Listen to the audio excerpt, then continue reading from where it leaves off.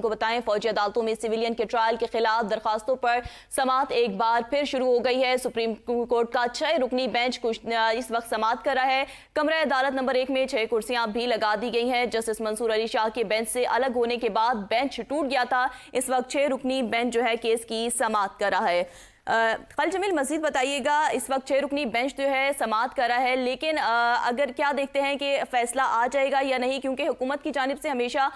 بعد میں یہ کہا گیا کہ فل کورٹ جو ہے تشکیل دیا جائے، تو آپ کیا دیکھ رہے ہیں؟ جب پنجاب انتخابات کے حوالے سے بھی فیصلہ آیا تو انہوں نے کہا کہ ہم فیصلے کو نہیں مانتے، 4-3 کا فیصلہ تھا، اس کیس کے حوالے سے آپ کیا دیکھ رہے ہیں؟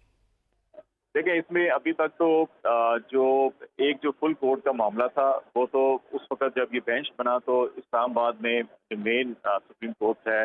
جہاں پہ 9 ججز اویلیبل تھے، تو چیف جسٹس آف پاکستان نے سب کے سب ججز پر مشتمل بینچ بنا دیا۔ باقی 6 ججز جو ہیں وہ مختلف، جیسے لاہور کراچی رجسٹری ہے وہاں پر تھے،